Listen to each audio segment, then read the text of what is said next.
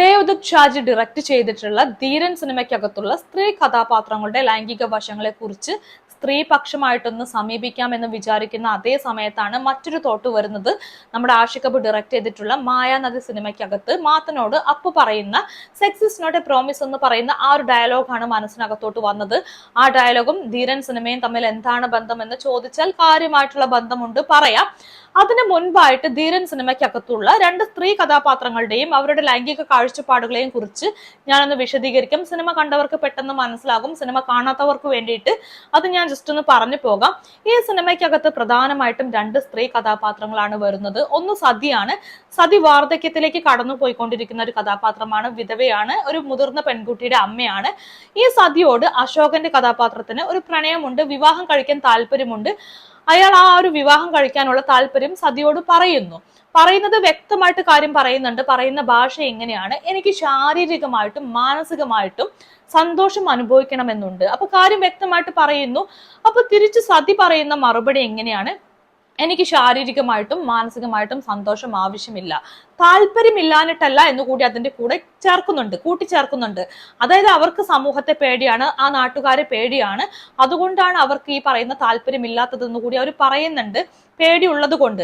അപ്പൊ അവർ വ്യക്തമാക്കുന്നു അവർക്ക് സമൂഹത്തെ പേടിയാണ്, പക്ഷെ അപ്പോഴും അവരുടെ മനസ്സിനകത്ത് ഈ പറയുന്ന ഒരു പ്രൊട്ടക്ഷനൊക്കെ കിട്ടാൻ താല്പര്യമുണ്ടെന്ന് കൂടി വ്യക്തമാക്കുന്നുണ്ട്. ഒരു കഥാപാത്രം ഒരു സൈഡിൽ അങ്ങനെ നിൽക്കുന്നു, മറ്റൊരു കഥാപാത്രം ഇതേ സതിയുടെ മകളായിട്ടുള്ള ഇന്നത്തെ തലമുറയെ പ്രതിനിധീകരിക്കുന്ന സുരമ്യ എന്ന് പറയുന്ന നായിക കഥാപാത്രമാണ്. സുരമ്യയുടെ പുറകെ നായകനായിട്ടുള്ള എൽദോസ് നടക്കുന്നുണ്ട്. അയാൾ വിവാഹം എന്ന് പറയുന്ന സംഭവമൊക്കെ മുൻപോട്ട് വെക്കുന്നുണ്ട്. ഫൈനലി സുരമ്യ പറയുന്ന ഒരു ഡയലോഗ് ഉണ്ട്, ചേട്ടൻ വിവാഹം കുട്ടി എന്നൊക്കെ പറഞ്ഞപ്പോ എനിക്ക് നെഗറ്റീവ് അടിച്ചു, ലസ്റ്റ് മാത്രമായിട്ടാണെങ്കിൽ ഓക്കെ എന്ന് പറയുന്നുണ്ട്. അതായത് സുരമ്യക്ക് ഈ പറയുന്ന ലൈഫ് ലോങ് കമ്മിറ്റ്മെന്റ് ഇയാളിൽ നിന്ന് ആവശ്യമില്ല, മറിച്ച് ലസ്റ്റ് എന്ന് പറയുന്ന ആ രീതിക്ക് ബന്ധം കൊണ്ടുപോകാൻ താല്പര്യമുണ്ട്. അത് സുരമ്യയും വ്യക്തമാക്കുന്നുണ്ട്. അപ്പൊ ഈ രണ്ട് കഥാപാത്രങ്ങളും സതിയും സുരമ്യയും തമ്മിലുള്ള പ്രധാന വ്യത്യാസം എന്ന് പറയുന്നത് കാലഘട്ടങ്ങളുടെ വ്യത്യാസമാണ്. ഒരാൾക്ക് ഈ പറയുന്ന ആഗ്രഹങ്ങളൊക്കെ ഉണ്ട്, ഈ പറയുന്ന പോലെ ഒരു പുരുഷൻ വൈകാരികപരമായിട്ടും അല്ലെങ്കിൽ ശാരീരികപരമായിട്ടും തന്നെ പൂർണ്ണതയിലേക്ക് എത്തിക്കണമെന്നുള്ള ആഗ്രഹം സതിക്കുണ്ട്. പക്ഷെ സമൂഹത്തെ പേടിയാണ്. സമൂഹത്തിന് രണ്ടാം വിവാഹം എന്ന് പറയുന്ന ഒരു കോൺസെപ്റ്റ് സ്ത്രീകളെ സംബന്ധിച്ചിടത്തോളം അംഗീകരിക്കാൻ ഇപ്പോഴും ബുദ്ധിമുട്ടാണ്. അത് മുതിർന്നൊരു പെൺകുട്ടിയുടെ അമ്മ വിവാഹത്തിലേക്ക് കടക്കുക എന്ന് പറഞ്ഞാൽ അത് ബുദ്ധിമുട്ടാണ്. സോ അത്തരം സമൂഹത്തിന് മുമ്പിൽ ഒരു ആളെ വിവാഹം കഴിച്ചുകൊണ്ട് അത്തരം ഒരു ലൈഫിലേക്ക് പോകാൻ സതിക്ക് ഭയങ്കരമായിട്ടുള്ള പേടിയുള്ളത് കാരണം സതി പണ്ടത്തെ കാലത്തെ വ്യക്തികളെ പ്രതിനിധീകരിച്ചുകൊണ്ട് പഴയ പോലെ തന്നെ അങ്ങ് ജീവിക്കാൻ തീരുമാനിക്കുകയാണ്. വിവാഹം വേണ്ട, മകൾക്ക് വേണ്ടി ജീവിക്കാൻ തീരുമാനിക്കുകയാണ്. ഇപ്പുറത്ത് സുരമ്യ എന്ന് പറയുന്ന വ്യക്തി സതിയുടെ പോലെ തന്നെ ആ പറയുന്ന പോലെ എല്ലാം മനസ്സിനകത്ത് അടിച്ചമർത്തി ജീവിക്കാൻ താല്പര്യപ്പെടുന്നില്ല, മറിച്ച് അവൾ അവളുടെ ഫ്രീഡം കണ്ടെത്തുവാണ്. പക്ഷെ അപ്പോഴും അവൾ ഉറച്ചു വിശ്വസിക്കുന്നുണ്ട് സെക്സ് എന്ന് പറഞ്ഞു കഴിഞ്ഞാൽ അത് വിവാഹമല്ല എന്നും ലൈഫ് ലോങ് ആയിട്ടുള്ള ഒരു റിലേഷൻഷിപ്പ് കമ്മിറ്റ്മെന്റോ കാര്യങ്ങളോ ഒന്നും അല്ല എന്ന് ഉറച്ചു വിശ്വസിക്കുന്നു. ആ രീതിക്ക് തന്നെ കാര്യങ്ങളെ കണ്ടുകൊണ്ട് ലൈംഗിക സ്വാതന്ത്ര്യം എന്താണെന്ന് അനുഭവിക്കാനും അതെന്താണെന്ന് കൃത്യമായിട്ട് മനസ്സിലാക്കാനും ട്രൈ ചെയ്യുന്ന കഥാപാത്രമായിട്ട് സുരമ്യ നിൽക്കുന്നുണ്ട്. കഥാപാത്രങ്ങളുടെ കാലഘട്ടത്തിന്റെ പ്രത്യേകതയായിട്ട് തന്നെയാണ് ഇത് കണക്കാക്കാൻ പറ്റുക. പ്രത്യേകിച്ചും സുരമ്യ എന്ന് പറയുന്നത് ജീവിതത്തെക്കുറിച്ച് നല്ല കാഴ്ചപ്പാടുള്ള, ചിന്താഗതികളിൽ നല്ല രീതിക്ക് ചിന്തിക്കാൻ പറ്റുന്ന ഒരു കഥാപാത്രമാണ്. സോ അതിൻ്റെതായിട്ടുള്ള മാറ്റങ്ങൾ ആ കഥാപാത്രത്തിൽ കാര്യമായിട്ട് കാണാൻ പറ്റുന്നുണ്ട്. അപ്പൊ ഇതിനകത്ത് എന്താണ് മായാനദി എന്ന് ചോദിച്ചു കഴിഞ്ഞാൽ, നമ്മുടെ മായാനദി സിനിമയ്ക്കകത്ത് മാത്തനോട് Appu sex is not a promise എന്ന് പറയുന്നു.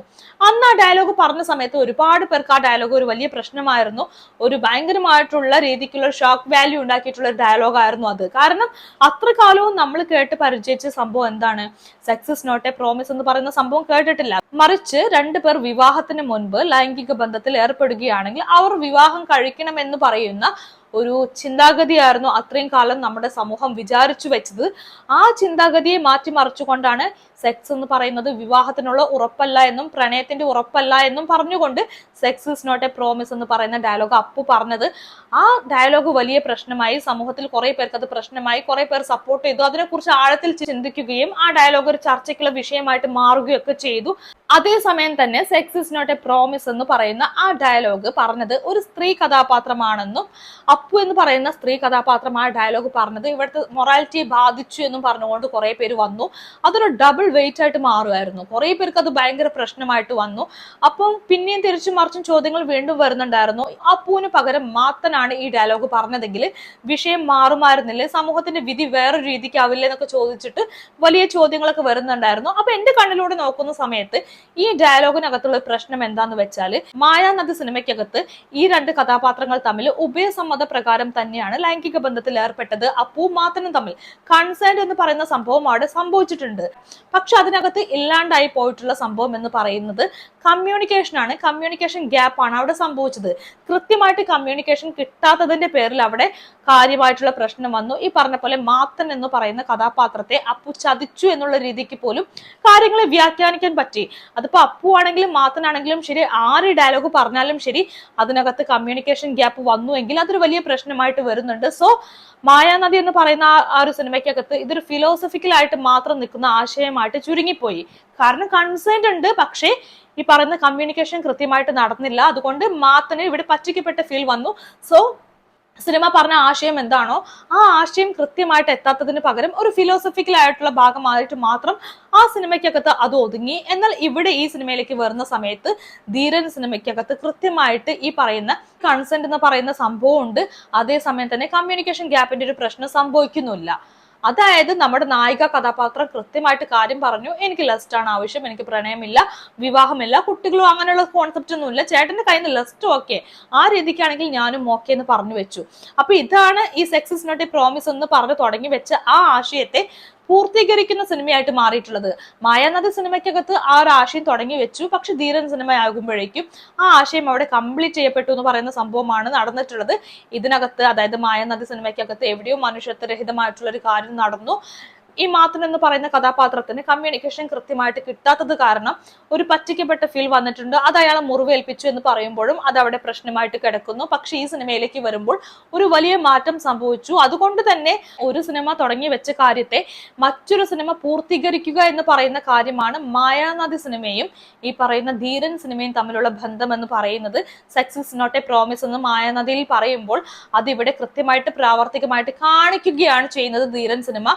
സോ മായാനദി എവിടെ തുടങ്ങി വെച്ചോ അതിന്റെ പൂർത്തീകരണമായിട്ടാണ് ധീരൻ സിനിമയെ ഞാൻ കാണുന്നത്. ഇതിനകത്തുള്ള അമ്മ കഥാപാത്രത്തിന്റെ ആ ഒരു സൈഡ് മാത്രമാണ് ഇപ്പോഴും നമുക്ക് കൂടുതലായിട്ടൊന്നും പറയാൻ പറ്റാത്തത്. ടിപ്പിക്കൽ ആയിട്ടുള്ള നമ്മുടെ സമൂഹത്തിൽ ജീവിച്ചു പോകുന്ന ഒരുപാട് സ്ത്രീകളെ പ്രതിനിധീകരിക്കുന്ന കഥാപാത്രമായിട്ട് സതി എന്ന് പറയുന്ന കഥാപാത്രം അവിടെ ചുരുങ്ങുമ്പോഴും ഇപ്പുറത്ത് സ്വന്തമായിട്ട് ലൈംഗിക സ്വാതന്ത്ര്യം കണ്ടെത്തിയിട്ട് ആ ലൈംഗിക സ്വാതന്ത്ര്യം കൃത്യമായിട്ട് ഉപയോഗിക്കുകയും അതിനുശേഷം ആ സൗഹൃദം ഈ പറയുന്ന നായക കഥാപാത്രവുമായിട്ട് നിലനിർത്തുകയൊക്കെ ചെയ്യുന്ന ഈ നായിക കഥാപാത്രം എന്ന് പറയുന്ന സംഭവം മനോഹരമായിട്ടുള്ള കോൺസെപ്റ്റ് ആണ്. ഈ പറയുന്ന ഫിലോസഫിക്കൽ ആയിട്ടുള്ള കാര്യങ്ങളെയൊക്കെ പ്രാവർത്തികമായിട്ട് കാണിക്കുന്ന കാര്യമാണ്.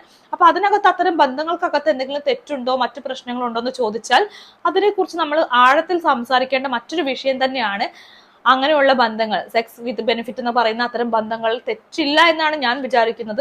അപ്പൊ അതിനെക്കുറിച്ച് പല കാര്യങ്ങൾ പറയാനുണ്ട്. നമ്മുടെ മൊറാലിറ്റി ഒക്കെ മാറ്റി വെച്ച് കൂടുതൽ പറയേണ്ട കാര്യമാണ്. സോ അതിലേക്ക് ഇപ്പൊ കൂടുതലായിട്ട് വരുന്നില്ല. എന്തായാലും മായാനദി സിനിമ തുടങ്ങി വെച്ച കാര്യം ഈ പറയുന്ന ധീരൻ സിനിമ അവസാനിപ്പിച്ചു എന്ന് പറയുന്ന ആ ഒരു വിഷയത്തെ കുറിച്ചാണ് ഞാൻ ഇത്ര നേരം പറയാൻ ട്രൈ ചെയ്തിട്ടുള്ളത്. സോ ഇനി കൂടുതൽ മറ്റു മലയാള സിനിമകളിലെല്ലാം ഈ ഒരു വിഷയത്തെ എങ്ങനെ കൂടി ഉപയോഗിക്കുന്നുള്ളതും കൂടി നമ്മൾ കണ്ടറിയേണ്ടി വരും.